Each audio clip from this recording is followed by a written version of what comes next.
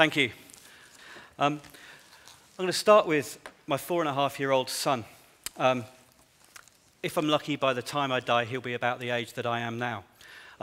If I could see him now as he'll be then, I don't know the degree to which I'll recognize his behavior as human. A couple of years ago, I bought a touchscreen tablet. I showed him a cartoon on it. When it had finished, he pressed the thumbnail of the cartoon that he wanted to watch next. That correct and instinctive action, I think, has profound implications. And it's just the start of what I think of as the disappearance of the boundary between the physical world and information systems. This headset that I'm wearing in the bottom right can interpret the magnetic waves created by my thoughts and draw instructions from those magnetic waves and can give them as commands to computer systems. A woman has controlled a robotic arm using this technology. So my thoughts can influence the world of information, and the world of information can influence the physical world, whether that's through sensors and actuators implanted in our own bodies, as Professor Kevin Warwick has been experimenting with in Reading for many years now, or whether it's through 3D printing physical objects such as prosthetic limbs, or even living tissues such as skin and muscle fibers, both of which have been printed from individual cells using these techniques. So we've become used, I think, to, over the past few decades, information technology disrupting our communications. From the telephone to email to social media, they've changed more and more quickly. As these technologies become more everyday, they're going to change the way we interact with the physical world in striking ways, and that's going to happen more quickly too. And these striking capabilities occur at a time that we have the striking challenges that we've been hearing about in the context of our cities.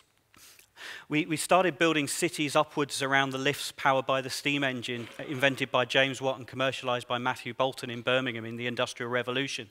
Then for the last century, as we've just heard, we've been building them outwards around the car. A question and our choice is what happens as we start building these cities around the information systems that are available. And I think we can feel some of the challenges we need to address right now, as well as the price of energy going up. The price of food has gone up relative to income in the last few years. And that's because we have competition for the world's grain between growing populations needing food and needing fuels such as bioethanol. So we have real choices to make in how we address these challenges and how we try to use them to use these capabilities to fashion a society that's ethical and sympathetic to us as human beings. And I think there are three trends we can look to: urbanism and technology and the research of resilient systems in solving them. The first is for little things and big things to work together. So I've got on this page some interventions in the physical environment in cities, starting with Birmingham's Ring Road, constructed to support the post-war economy so that cars could get around the city. But it physically strangled the growth of the city centre. It wasn't compatible with the needs of the little people who lived there. We're now experimenting with Exhibition Road, which knits the city together in London, or this elevated pedestrian roundabout in China, which protects the fluidity of movement of walking and riding bicycles, modes of transport in which it's easy to stop and interact with city systems. So these are big infrastructures which are compatible with the needs of the little people who inhabit the city around them, who are the reason for its existence. The same challenge applies to technology infrastructures. We can do a lot with information in cities. We can measure the position of cars and the concentration of carbon monoxide. We can turn that into information about how fast traffic is flowing and about the level of emissions from buildings. And we can turn that into insight about a city's performance, the impact on life expectancy of the quality of the environment, or the impact of congestion on the economy. And as a result, cities are rushing to invest in 3G and 4G and broadband infrastructures to move all of this data about. But the danger is that these are the big infrastructures of the information age. What use is broadband connectivity in an area with low economic activity if the people and businesses there can't afford subscriptions to it, or if they don't have the computer programming skills that you need to make sense of data and draw uses from it? How can we adapt these big information infrastructures to the needs of little people, little organizations and communities? So the place to start is not with infrastructure, it's with places and people. The infrastructures that are successful in doing this aren't just deployed, they're co-created in a process of design by listening to communities. It requires us to visit new places like the Container City incubation facility for social enterprise in Sunderland, and learn new language and learn new values such as the triple bottom line of social, environmental and financial capital that social enterprises audit themselves against. In Dublin, this process has led to a collaboration between the City Council and surrounding county councils, the National University of Ireland, and public and private sector providers to the city, where 3,000 data sets are now being shared about systems such as the city's water supply and transportation. It's yielding research insight into new ways that the city's systems can behave and how its water system can support new houses without any increase in physical capacity. And it's leading to all these innovations similar to Amsterdam in new applications, some of which are now being started by businesses winning venture capital to back them.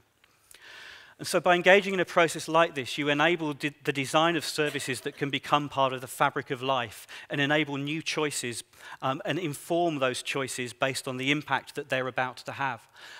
In projects in Singapore, California and elsewhere, we've used algorithms that can predict the flow of traffic an hour in advance with about 85–90% accuracy, can tell you about how traffic flow and traffic volume are going to change and where congestion will occur in the future. In San Francisco, we gave that information to commuters every day so that before they set out on their journey, they were told how long that journey was likely to be and whether it would be impacted by congestion that perhaps hadn't occurred yet. That gives a new opportunity to choose to take a different route to work, use a different mode of transport, travel at a different time, or even not to travel at all. And as well as appealing to selfish motivation, we can appeal to a sense of community and place. This is a smart water meter from Dubuque in Iowa, and it's showing information that can tell you whether your washing machine's working inefficiently because it needs servicing, or whether there's a weak underlying signal that shows that you've got a leak somewhere. And when we're given this information, to an extent, we choose to act on it. But something remarkable happened in a controlled experiment where some households were given the green points score that you see in the top right. That compares this household's conservation performance to an aggregate of its neighbours. And when we gave that information to people, they were literally twice as likely to make changes in their behaviour, resulting in an improvement in their conservation performance. And this isn't an isolated example. Other studies have shown a similar effect. And Maslow's hierarchy of needs tells us that once our personal physical needs are taken care of, we care next about those around us, our families, our communities and our peers, and we can design systems that appeal to them, appeal directly to those values.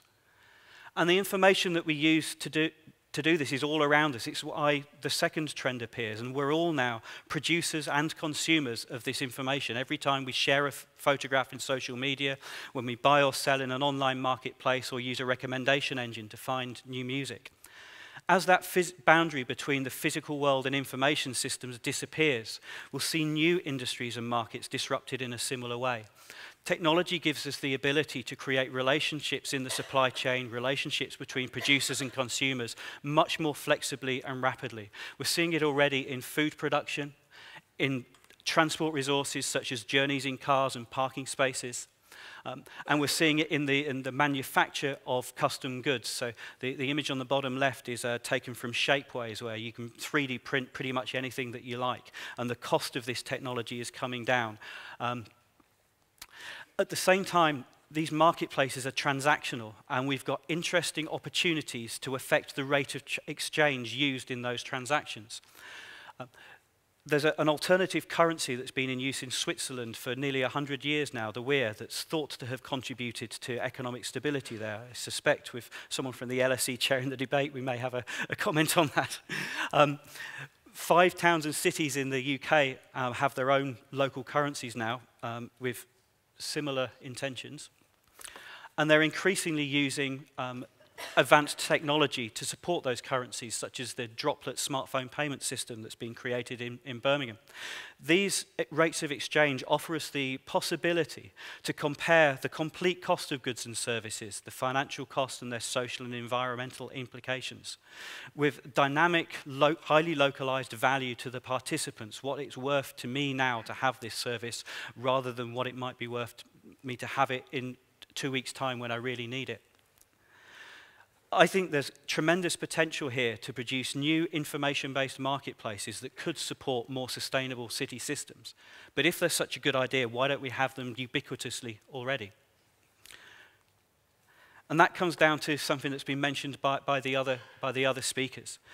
Where cities are making progress on this agenda, it's where they're coordinating the use of their public sector and private sector assets towards a co-created vision, towards a common set of goals and objectives. But in order to win that level of commitment, you don't only need the buy-in of the leaders and managers of those resources. You need the understanding of all of the stakeholders that they're accountable to, their employees, the electorate, their shareholders. To appeal to that tremendously broad set of interests, we need to, I think, to appeal to some common instincts amongst us all, a sense of narrative and our ability to empathize, rather than focus on the financial efficiencies created by smart infrastructures. And if we do that, we may not get very far because smart ideas cut across silos, so those who realize the benefits may not be those who are asked to make the investment in the first case. Instead, we should be concentrating on the social and personal and community value that can be created when people can afford to buy better food, where they can afford to heat their homes properly in winter, when they have access to affordable transport to places of employment. Excuse me. And so we need to start telling stories about how our lives in smarter cities might get better in order to win that support of people in donating their time and ultimately their resources towards creating them. I'm pretty much done. I think it's absolutely imperative for us to find these stories and to tell them, because the changes that we face in coming decades are going to be so fast and so profound that cities who don't embrace them successfully won't succeed and could suffer not just stagnation but actually quite worrying levels of decline. Luckily, I think our ability to do so depends, in the first case, on a technology that's freely available to all of us, language used face-to-face in conversations. And personally, I can't think of a more essential challenge than to start using it to tell these stories about how our smarter cities could create a fairer, more sustainable world. Thanks very much.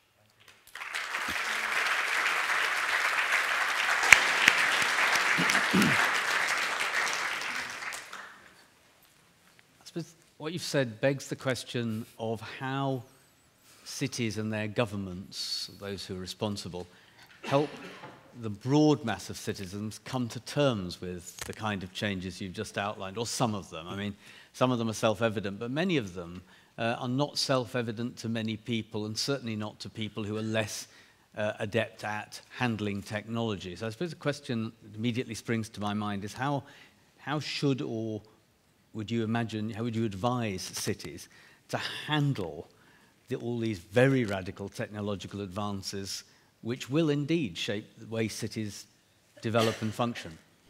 So a very similar question was asked in Birmingham's Smart City Commission, and it was answered with the initially surprising response, have more cups of tea. And this was from an entrepreneur who's very successfully runs social media surgeries in Birmingham, has done for many years. He simply goes to communities where they are and has conversations with them. And those conversations yield insight into how social media could help those communities. And by approaching it in that very particular down-to-earth, simple way, he has constructive conversations that create new understanding. It's a very soft idea, but I think a very important one. Does it matter that many of the people who run cities are perhaps less adept at using new technology than people 20 or 30 years younger might be? I think it does matter. I don't think it's necessarily an insurmountable problem. I think the iPad example, the tablet example, is a very interesting one. I've seen all sorts of people from all sorts of walks of life who I'd never imagined would walk into a meeting with a laptop, walk into a meeting with a touchscreen tablet, because it connects us to information in a way that's much more human and much less of a barrier. So yes, I do think all of us need to be much more aware of technology and how it's used, but I don't think it's necessarily difficult to do that. Okay. Rick, thank you very much. Thank you.